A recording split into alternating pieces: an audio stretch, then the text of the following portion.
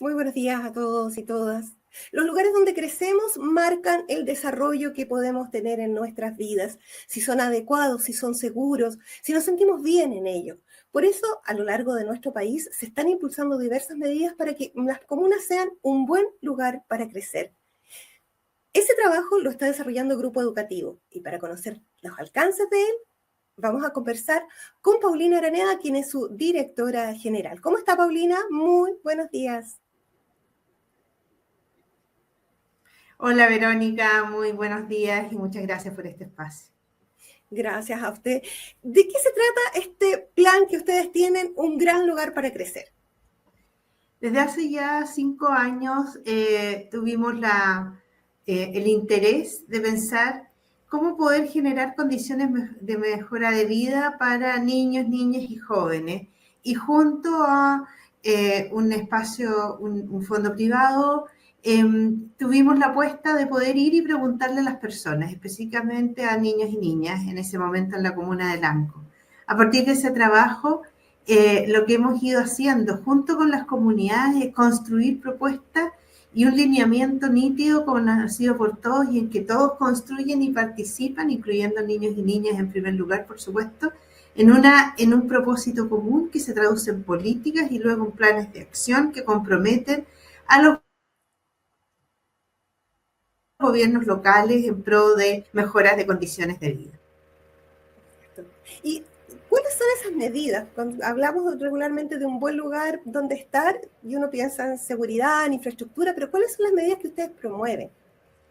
Bueno, lo que nosotros hacemos básicamente es hacer, es relevar lo que las comunidades dicen y por otro lado también que eso se armonice con lo que nuestro país hoy día tiene. Chile tiene una ley de garantía, yo no estaba presente cuando nosotros empezamos hace 5 años, pero hay una ley de garantía y un plan, hay una estrategia y entonces eso también permite que cada una de las comunidades pueda decir cómo esto, que es un marco legal, que el país se pone de acuerdo para tener mejores lugares para niños y niñas, cómo nosotros lo traducimos y cómo hacemos de eso algo que sea desafiante y cumplible para nuestra comunidad. Y eso dice relación con el espacio público, tiene que ver con la participación genuina, ¿no?, de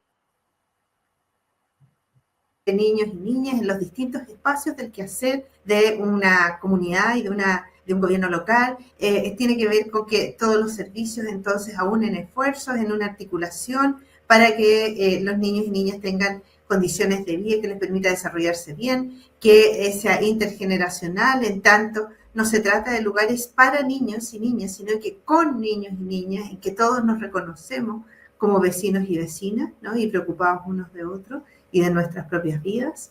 Y también tiene que ver con la posibilidad de conversar con otras comunas que puedan estar haciendo esfuerzos comunes, de tal manera de aunar esos esfuerzos, compartir prácticas y apoyando. Exacto. Regularmente cuando se habla de integrar a los niños y niñas, se habla de armar plazas, por ejemplo, o de apoyar al colegio determinado. ¿Incluye esto o va más allá? ¿Cómo podríamos ejemplificarlo con tareas concretas?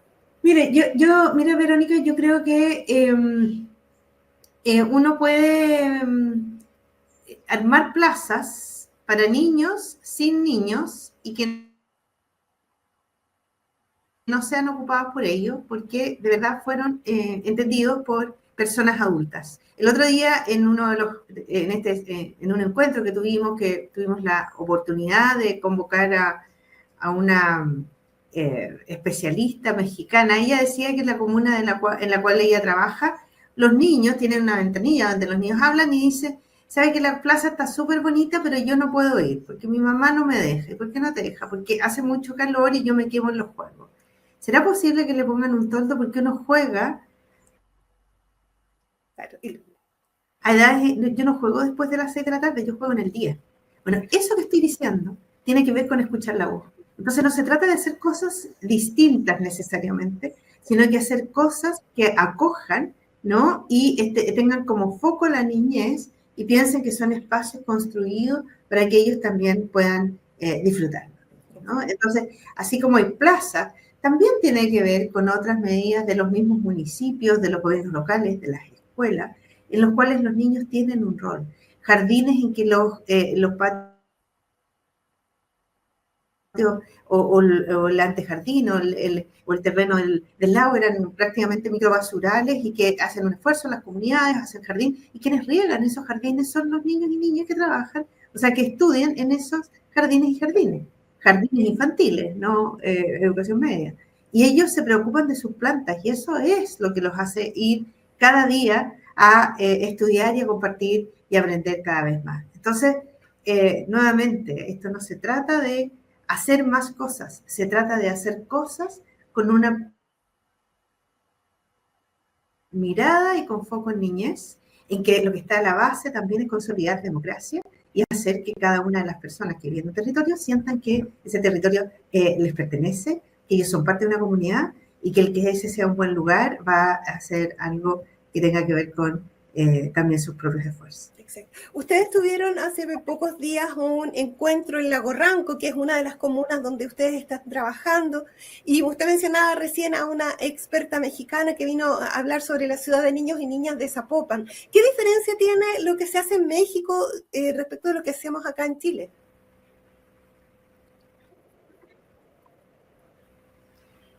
Mira, yo creo que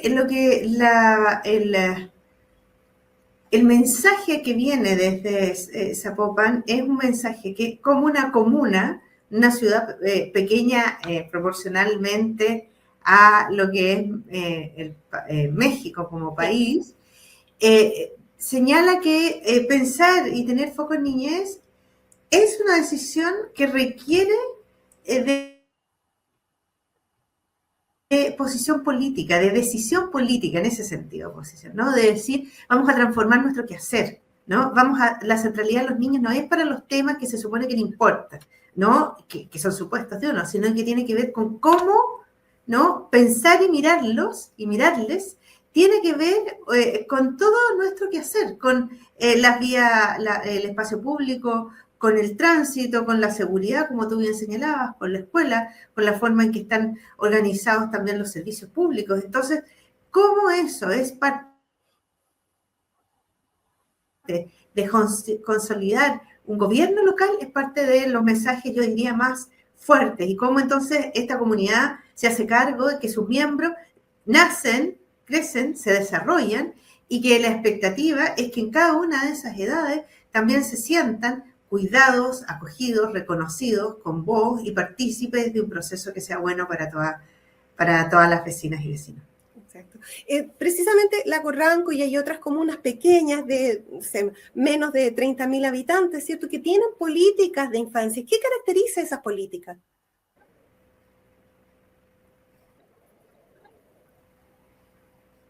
A ver, yo quisiera, si me permites, Verónica, un poco antes, pensar que esta es una iniciativa que tiene una vocación regional y que se genera en la región de los ríos. Es construida para y con los habitantes de esas comunas. Y yo creo que eso es bien crucial, ¿no? Porque lo que está en juego es precisamente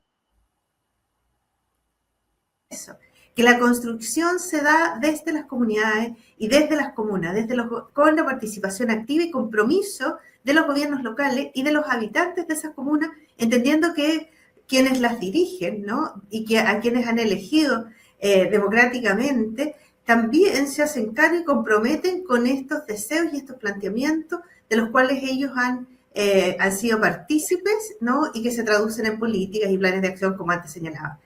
Lo más importante yo diría que es eso, es generar cambios en cómo se gobierna un gobierno local y cómo también se establece desde el territorio un entendimiento que siendo armónico o coherente con las políticas nacionales se expresa localmente y entonces es la localidad, es la comuna la que termina teniendo una voz cantante, ya no solo como implementador de cosas que le llegan, sino que como creador y gestor de políticas que se definen así en el territorio. Y entonces Entonces, estas comunas lo que han desarrollado es precisamente eso, tener mapas de navegación donde se aunan todos los esfuerzos y donde ha participado toda la comunidad, pensar que se necesita un plan para que esa declaración se vuelva carne y esté y se implemente, que eso se traduce en portafolios de proyectos que puedan ser presentados a gobierno regional o a otras fuentes para poder implementar y tener los recursos posibles. Y también significa cambiar la mentalidad de cómo trabajamos y empezar a pensar en una mesa redonda, ¿no? Y no en compartimentos separados, en que la discusión y todo lo que hacen los equipos locales está centrado en las personas y no en el servicio que cada uno presta por separado, ¿no? Y ese cambio es un cambio de modernización del Estado y un cambio muy importante en avanzar hacia comunidades empáticas que tienen al centro a sus vecinos y vecinas. Exacto. Las realidades son distintas. Si, por ejemplo, en una comuna con gran población rural, me imagino que los requerimientos son uno, y otra un sector más urbanizado, donde hay poblaciones con problemas con narcotráfico, por ejemplo, son realidades muy distintas. ¿Cómo se armonizan esas dos cosas y esas realidades? Bueno, porque o sea, yo creo que eso es un esfuerzo, pensar que las comunas no son solo las zonas urbanas, sino que comuna es una definición de un territorio que está habitado por diversas personas, familias, grupos humanos, asentamientos, que se encuentran en distintas localidades. Y el esfuerzo es no perder de vista a esa diversidad de localidades, ¿no? La posibilidad que tanto demandan, tanto comunas como los gobiernos regionales, en relación a la centralidad o este centralismo, también se puede recrear en las comunas y decir que todo ocurre en donde está la localidad principal de una comuna, y eso no es así. En la región de los ríos hay comunas muy extensas, ¿no? Entonces hay población y asentamientos cercanos a la frontera y otros que están cerca de la carretera, ¿no? Y entre medio muchas familias y asentamientos y grupos que viven en distintos poblados muy pequeñitos. Entonces, el esfuerzo de llegar a todo es un esfuerzo que hay que hacer. Y probablemente quienes más preparados están son precisamente los territorios de las comunidades, las comunas, porque mientras más uno se aleja, ¿no?, menos ve la diversidad de la población y dónde se encuentra. Entonces, acercar y hacerlo con tecnología, con competencias profesionales, con un análisis que permita llegar a todo, es parte del esfuerzo que nosotros creemos que hay que hacer, no solo en estas comunas, sino que en todo el país. Exacto. Hay un punto relacionado con la participación, que es preguntarles a los niños y niñas también qué opinan respecto de las cosas, pero muchas veces desde la mirada de los adultos eso se ve como poco importante. Dice, ¿cómo le vamos a preguntar a los niños y qué saben ellos lo que necesitan o qué saben ellos de recursos? ¿Cómo es esa metodología? Porque efectivamente a lo mejor puede haber cosas un poco fantasiosas cuando trabajas con niños más pequeños, pero ¿cómo esa metodología se adapta para que la participación sea real, para que los niños aprendan a dar a conocer sus opiniones también? Bueno, yo creo que algo que tenemos que aprender como sociedad es que cuando queremos construir algo común, eso no significa que impere lo que yo quiero que pase. Claro. Y eso es un aprendizaje. ¿Ah? Tiene que ver con ejercicio ciudadano, con civilidad. Y eso también es algo que niños y niñas están ávidos de aprender. ¿Cómo nos ponemos de acuerdo? Y lo que nosotros, y lo que se hace entonces es generar metodologías acordes a las distintas edades, de tal manera de que no se trate que los niños, para poder ser escuchados, se tengan que subir a una escalera enorme para aparecer como de la altura de un adulto, sino que más bien lo que hacemos y las metodologías y las estrategias tienen que ver con que uno se ponga a la altura de niños y niñas, de tal manera de que ellos comprendan y acojan cuál es la dimensión que se está conversando, cuáles son las preguntas que se les están haciendo, y también sea acogida las expresiones que ellos tienen desde su cotidianeidad y desde su experiencia vital con los años que tienen, como en pro de contribuir a esta mirada más amplia. No se trata de hacer traducciones, se trata de levantar voces que son diversas. Y eso requiere, evidentemente, un aprendizaje. Tenemos una sociedad, vivimos inmersos en una sociedad, todas y todos, en que nos escuchamos poco, ¿no? Nos escuchamos poco en medio de adultos. ¿Ah? Imagínense escuchar a otro que es radicalmente distinto porque tiene otras vivencias y otra experiencia. ¿No? Y entonces el ejercicio es llevar a ese lugar las mejores prácticas, ¿no? Que pasan por prepararse anímicamente, emocionalmente, para abrirse a escuchar a otro, ¿no? Que tiene cosas que decir con las cuales yo no necesariamente voy a estar de acuerdo y a veces he olvidado, ¿ah? Por diversas razones. Entonces, el ejercicio de trabajar con niños es magnífico en esa medida, pero requiere evidentemente de una exigencia y rigurosidad de tal manera que no sea después un resultado el que hayamos escuchado ni los hayamos oído en realidad, y luego hayamos procesado y hayamos puesto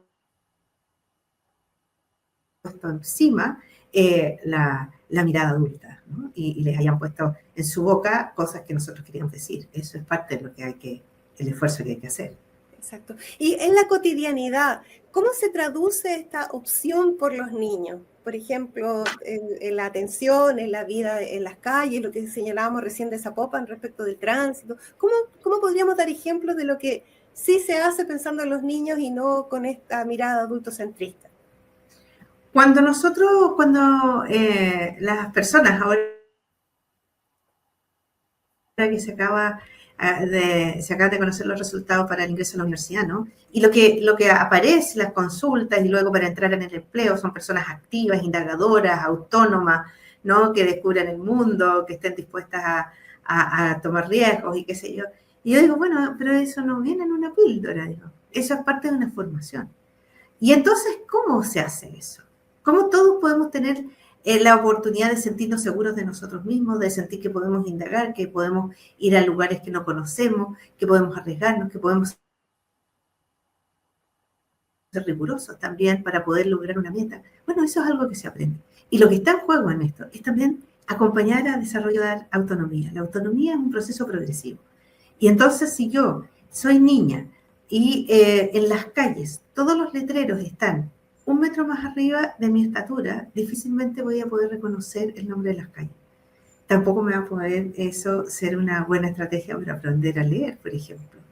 Si voy a atravesar y también el disco par está mucho más arriba y no lo veo, bueno, me pueden atropellar. Entonces, ¿qué es lo que recibe el niño? No te fijaste, te voy a tener que tomar de la mano, nunca más puedes atravesar solo. Y nadie se pregunta que a lo mejor la señalética está está hecha para que no la vean. ¿No? Porque no, como ellos no eran vistos, en realidad a esta altura de los adultos, de las personas grandes. Entonces, ¿cómo construir eso? ¿Cómo pensar que los parques, los mejores juegos no son los que nosotros, por muy bonitos que sean, queremos? Los niños a veces quieren cosas muy simples y las niñas quieren un cerrito donde se puedan, un montículo donde puedan subir y después jugar, poder jugar con los autitos, poder tener una explanada donde puedan ellos andar en bicicleta y caerse cuando se están enseñando sin que eso sea un riesgo vital. Necesitan luminarias para poder jugar, porque a veces los padres y las madres llegan cuando ya es como está terminando el día y entonces la luz es importante para aprovechar con ellos ese espacio de juego. No quieren cosas tan difíciles. Sería estupendo que los espacios o las calles más usadas por niños y niñas pudieran tener señalética para que luego se acostumbraran, los que así pudiesen, a ir solos a la escuela y sentirse protegidos en esos espacios, porque las personas se preparan y también los cuidan, quien está barriendo la calle, abriendo su local o simplemente transitando por la misma vereda. Entonces, no estamos hablando de cosas que suenen tan bizarras, estamos hablando de humanizar. Y cuando uno habla de niños y niñas, lo que está hablando es de poder mirar una comunidad pensando en humanizarla. Y al humanizarla, hacerla más digna, hacerla más respetuosa de todo, hacerla un lugar más inclusivo también. Cuando un lugar es bueno para niños y niñas, de verdad es bueno para todas las personas que habitan ese lugar. Es más inclusivo, como usted señala. ¿Con qué dificultades se encuentran ustedes cuando empiezan a conversar de estos temas, cuando llegan a una comuna y empiezan a conversar de estos temas? Bueno, como antes te comentaba, digamos, el trabajar estos temas tiene desafíos grandes, y uno de los desafíos es que no estamos acostumbrados a trabajar así. Me voy a remitir a otro, aquí ambas son mujeres.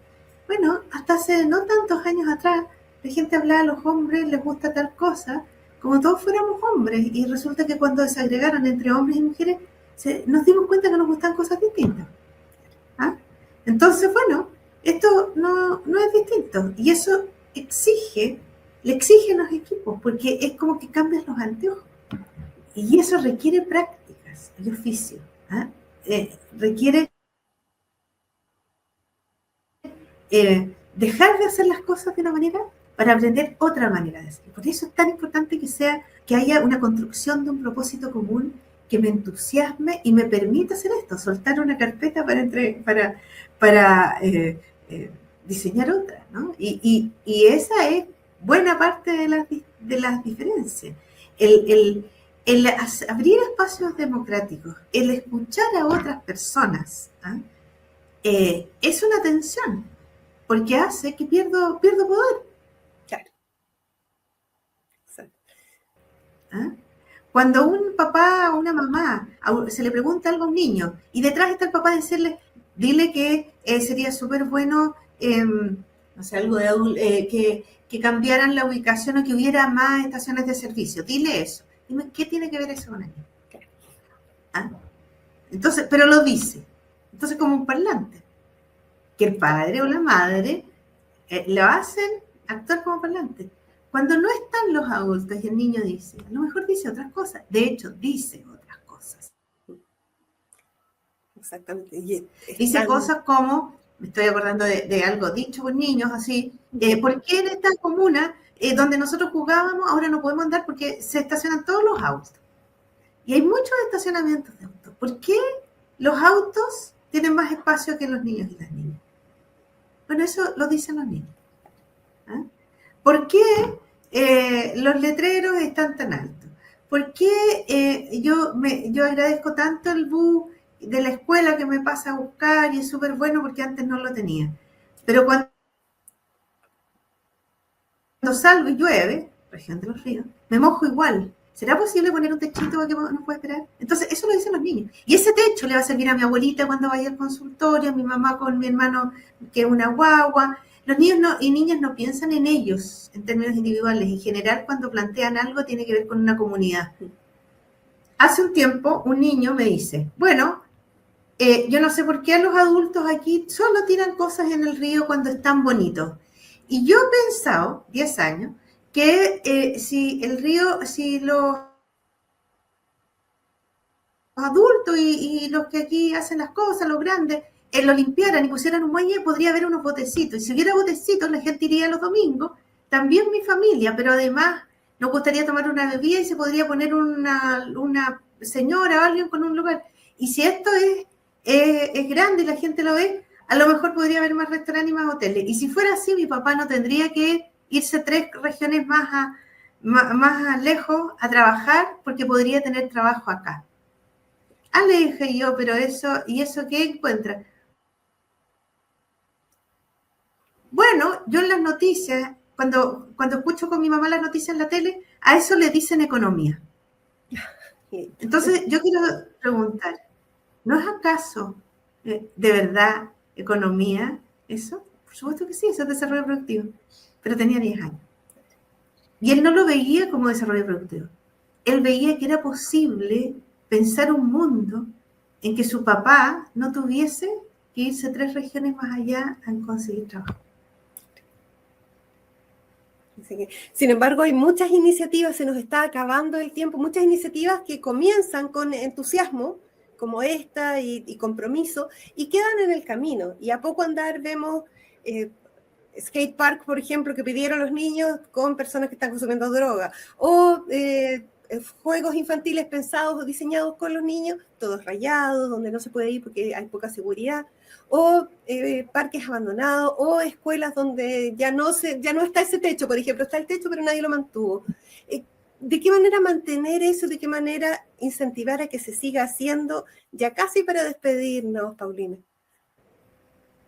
Sí, mira, Verónica, sí, yo quisiera invitar a que aquí hay una cosa que tiene que ver con contar con infraestructura, en el caso de infraestructura, y el otro es el uso. ¿Ah?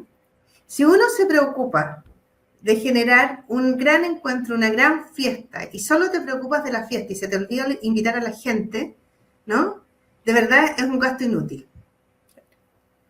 Cuando uno construye un lugar, un parque, qué sé yo, el poder construirlo con las personas garantiza que ese lugar sea ocupado por las personas que participaron de su diseño y que lo sienten propio.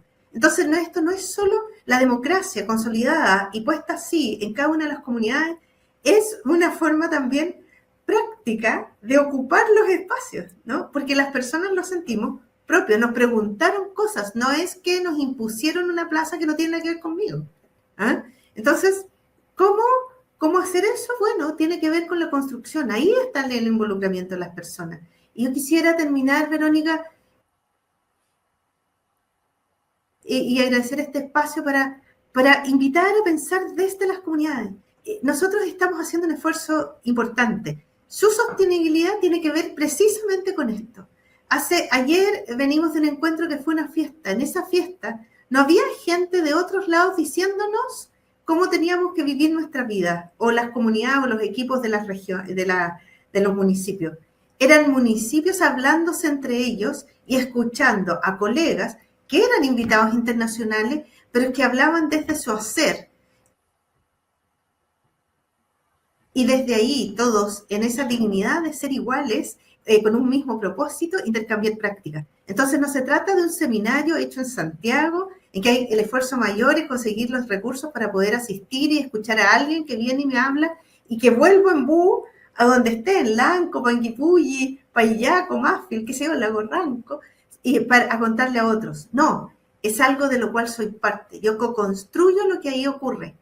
Y entonces, un seminario internacional con estas personas y connotados invitados, y con la presencia, quien habló online, la subsecretaria no era en el gobierno regional ni era en Santiago, le habló a esos equipos locales. Porque lo más importante de lo que hacemos es que se hace y se co-construye en las localidades. Entonces sería de verdad una incoherencia infinita que sacáramos de ahí, ni siquiera en Valdivia, porque Valdivia no es parte de este proyecto, claro, ni siquiera llevarlo a Valdivia. Esto es, y algo que los emociona, y emociona a cómo preparan los lugares, cómo llegan en buses los equipos locales, es precisamente el que se haga en sus localidades, en que puedan conocer otras localidades y entiendan que ahí está la fuerza para poder perseverar y seguir trabajando para hacer de cada una de esas comunas un gran lugar para crecer. Exactamente. Muchísimas gracias por esta conversación. Vamos a seguir atentos al tema, porque aunque suene cliché, obviamente los niños y las niñas son el futuro de nuestro país. Muchas gracias, Verónica. Así como tú dices, son el futuro y nuestro presente también. Muchas gracias. Muchas gracias. Hablábamos con Paulina Araneda, directora de Grupo Educativo, respecto de un gran lugar para crecer, una iniciativa que se está desarrollando en Comunas de los Ríos, pero que se proyecta a todo el país respecto a poner de verdad a los niños y las niñas en primer lugar. Los dejamos a ustedes invitados a reflexionar sobre este tema que es muy importante. Muchas gracias. Muy buenos días.